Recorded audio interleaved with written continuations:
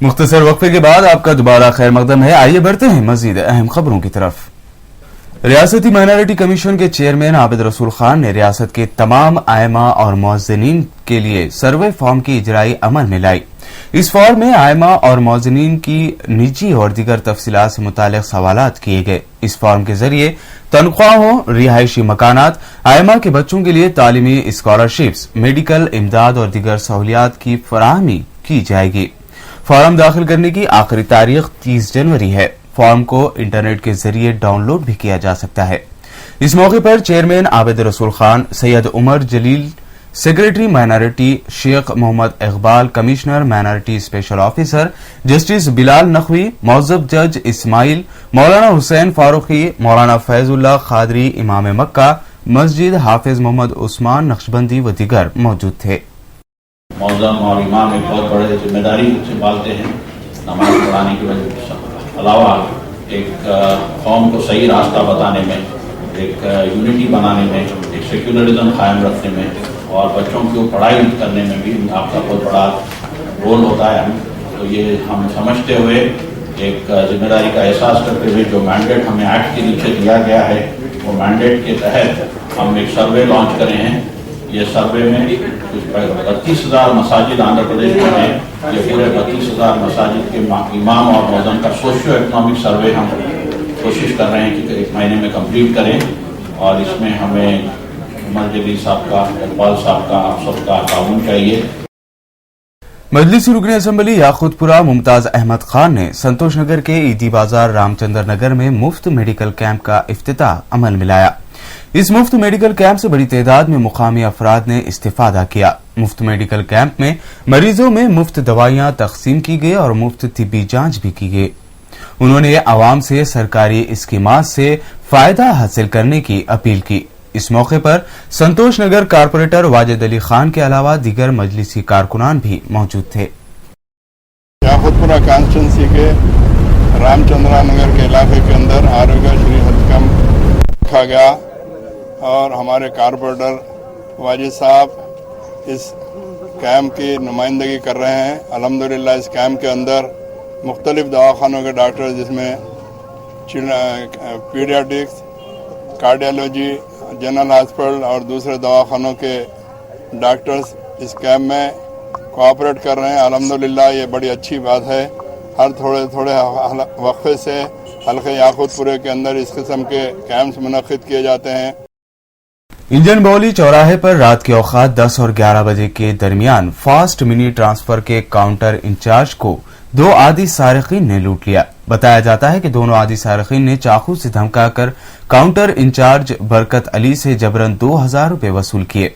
जब बरकत अली ने उन्हें बाहर निकलकर रोकने की कोशिश की तो दोनों सारिकीन ने उन पर हमला कर दिया। इस हमले में बरकत अली को जख्म भी आए हैं। जल्दी में दोनों सारिकीन ने अपनी मोटरसाइकिल भी मुकामे वारदात पर छोड़ दी।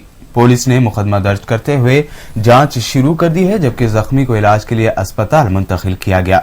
एसीपी ताहिर अली और इंस्पेक्टर हुसैनी नायडू ने भी मुकामे वारदात पर पहुंच चुके थे। सीधा घुस गए, वेस्टर्न यूनियन की ऑफिस है, अंदर आके जम्बिया बता के पैसे देने तो मार दे तो मिल गए। अच्छा, कितने जने थे? 2 जने थे। तो कुछ बने थे क्या? नहीं, बने नहीं थे। आपके सीसी फुटेज वगैरह नहीं है? आपका नाम? मोहम्मद बरकत अली। मोहम्मद बरकत अली। कितने साल हो वेस्टर्न मनी कॉल कर वहाँ पर? 5 to 6 5,000 के बीच में रहता। कुलसुमपुरा पुलिस ने वाजिद नामी शख्स को 6 मोटरसाइकिल गाड़ियों की चोरी के इल्जाम में गिरफ्तार कर लिया है। पुलिस ने मुलजिम के कब्जे से 6 गाड़ियां भी बरामद की। पुलिस ने मुलजिम को अदालती तहवील में दे दिया।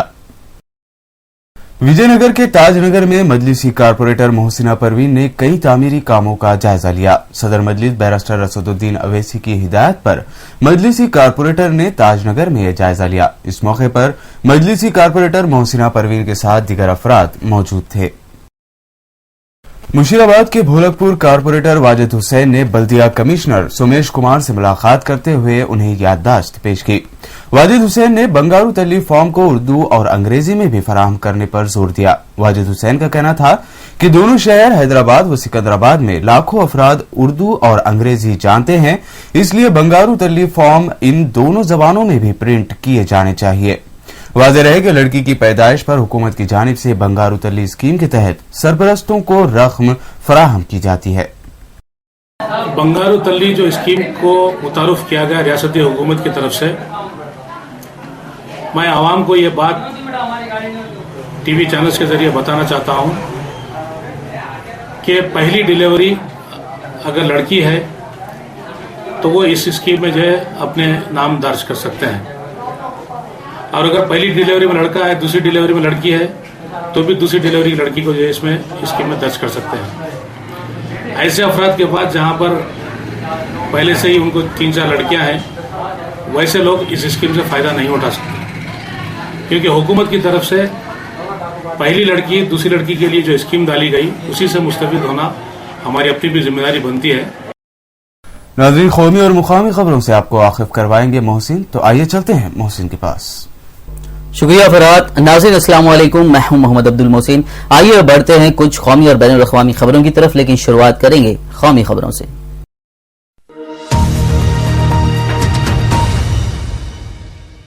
मरकजी हुकूमत ने जुमेरात को सुप्रीम कोर्ट के सामने तस्लीम किया कि कोल ब्लॉक के अलॉटमेंट में उससे गलती हुई है। अटॉर्नी जनरल जीई वाहनवती ने कहा कि कोल ब्लॉक का अलॉटमेंट और बेहतर तरीके से किया जा सकता था। अगरचे वाहनवती ने यह भी कहा कि अलॉटमेंट का फैसला अच्छी नीयत से लिया गया था। मरकजी हुकूमत ने कोल ब्लॉक अलॉटमेंट के सिलसिले में रियासती हुकूमतों के हलफनामे पर सुप्रीम कोर्ट में अपने जवाब में ये बात कही है। रियासती हुकूमतों ने कहा है कि उनका अलॉटमेंट में कोई किरदार नहीं है और ये मुकम्मल तौर पर मरकजी हुकूमत के फैसलों का नतीजा था। अगरचे मरकजी हुकूमत ने इससे इनकार करते हुए कहा कि कोल ब्लॉक अलॉटमेंट में रियासती हुकूमतों का भी किरदार था, जैसे माहौलियाती मंजूरी रियासती हुकूमतों की तरफ से दी जाती है। यह पहली बार है जब मरकजी हुकूमत ने मुबैना कोल ब्लॉक अलॉटमेंट में अपनी तरफ से कोई गलती मानी है। जब से वजीर आजम के ओहदे की उम्मीदवारी की दौड़ में राहुल गांधी की मकबूलियत कमजोर हुई है, कांग्रेस के लीडरों के सुर भी बदलने लगे हैं। अब कांग्रेस के सीनियर लीडर दिग्विजय सिंह ने कहा है कि पार्लिमानी जमहूरियत में इंतखाबात से पहले वजीर आजम के उम्मीदवार के नाम का ऐलान करना ठीक नहीं है। दिग्विजय सिंह ने कहा कि राहुल की पीएम उम्मीदवारी के बारे में सोनिया गांधी से बात की गई है। पार्टी का उसूल है कि वो इंतखाबात से पहले अपने पीएम उम्मीदवार का ऐलान नहीं करती है। गौरतलब है कि पीएम मनमोहन सिंह पहले ही वजीर आजम के ओहदे के लिए अपनी उम्मीदवारी नहीं होने की बात कह चुके हैं। तभी से उम्मीद जाहिर की जा रही थी कि 17 जनवरी को कांग्रेस पार्टी राहुल का नाम पीएम ओहदे के लिए ऐलान करेगी। मरकजी देवी तरक्की के वजीर जयराम रमेश ने आम आदमी पार्टी की कामयाबी पर कहा है कि अगर 2 साल पहले लोकपाल बिल पास हो जाता तो आम आदमी पार्टी वजूद में नहीं आती और दिल्ली असेंबली इंतखाबात में कांग्रेस पार्टी का ये हाल नहीं हुआ होता। जयराम रमेश ने तमाम सियासी जमातों को खबरदार किया है कि वो आम आदमी पार्टी को हल्के में ना लें, क्योंकि आम आदमी पार्टी जिन मुद्दों को उठा रही है वो वाजिब हैं। ताहम जयराम के इस बयान से कांग्रेस पार्टी ने किनारा कर लिया है और उसे उनकी जाती राय बताया है।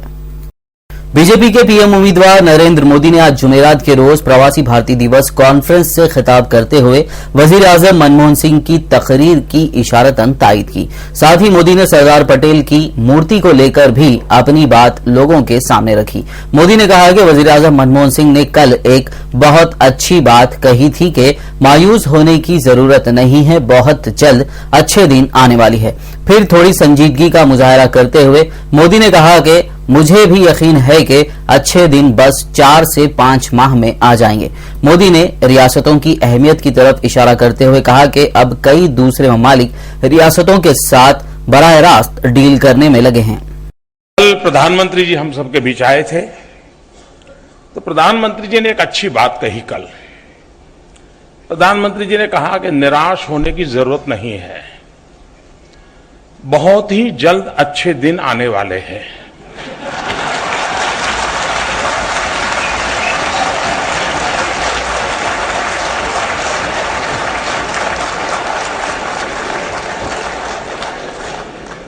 मुझे आज ये कहने की जरूरत नहीं है।